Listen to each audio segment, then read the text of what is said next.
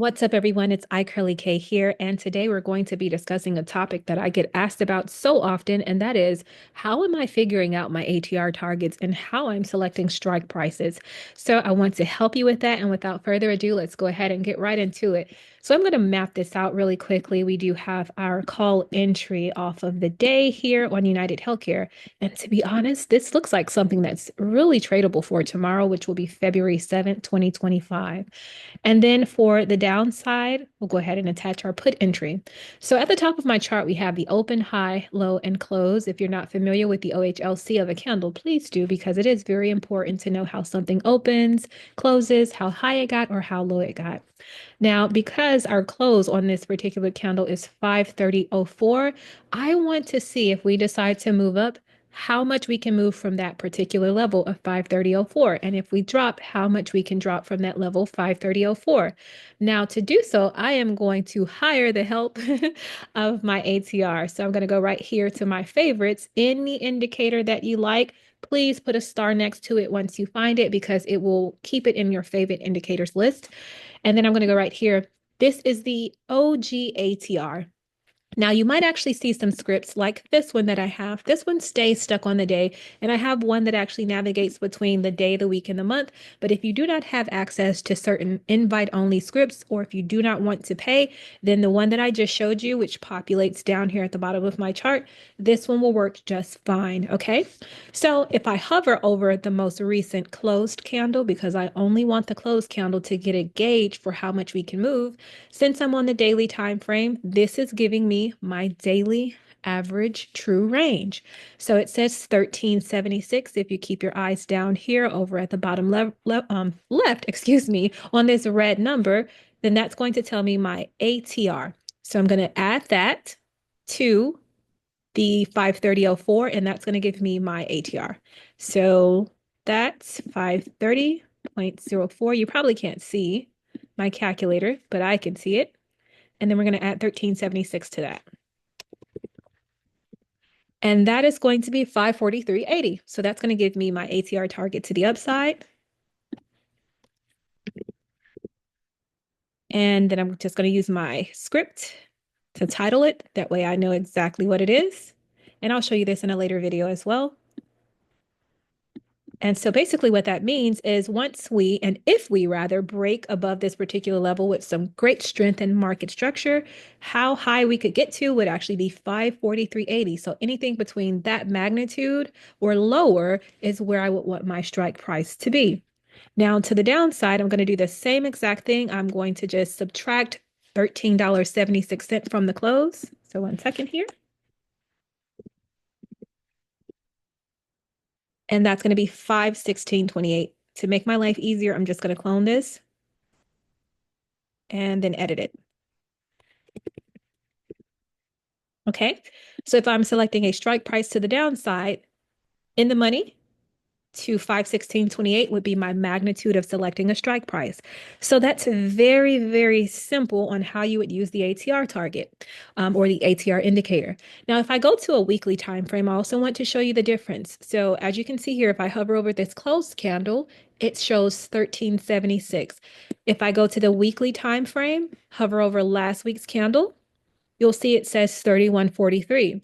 You might be thinking, why does that happen? Well, the ATR, per this particular indicator here, it has a 14 rolling period, basically, or 14 candles is what it's calculating. So if I go over to the weekly time frame, it's going to calculate the last 14 weeks. If I go to the daily time frame, it's going to calculate the last 14 days. The ATR target works on a lot of time frames, believe it or not. Even if I go over to the 5-minute time frame, it calculates how we move over the last 14 5-minute candles.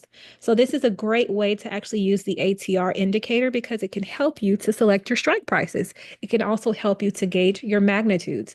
So another quick thing is, let's say I want to see about taking out this particular target here. So let's say I'm interested in taking out that target. Between or from where we close, which is at 530.04. So let's go ahead and do some simple math really quickly. Down to that target of 502.80, that is about a $27 move. So let's say I am aiming for that target. I can also use the ATR to tell me how much time I might need in order to take out that particular target of 502.80. So I'm on the daily time frame right now, and it's basically telling me that if I need a $27, about 24-cent move, can it happen in a day? Per this particular ATR on the daily time frame, I would need more time. So if I scale up, let's just try the weekly time frame. And let's go for the recent close candle, $31.43. So I would at least need one full week in order to take out this target of 502.80. Now, one thing that I like to tell my community, Opulent Trading Collective, shameless plug, what I like to tell my trading community is that if you are aiming for a particular target, always give yourself a buffer of at least a multiplier of two. And also, if I see an actionable signal, for example, on a monthly time frame, I am going to get a minimum of 2 months on my expiration. I want to stress a minimum because sometimes I might opt for a little bit more time, but at least I know that I would at minimum need 2 months on expiration. So that is two ways that you can actually use the ATR. You can use it to figure out your strike prices. You can use it to gauge your magnitude.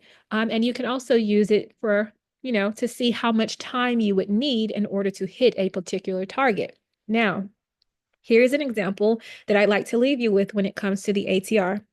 If you were to pick me up and say, "Hey, Kayla, I want to go for a run in the park," and you are someone who is accustomed to running 10 miles in the park, and I say, "Okay, I'll come along with you, but I want to let you know up front, I'm very much out of shape and I can only run 1 mile." Okay. If you were to tell me, "Well, I typically do 5 to 10 miles," and I say, "Okay, I'm letting you know right now, I'm only good for one." After I run that mile, I'm probably going to push myself a little bit more because I love to exceed my average.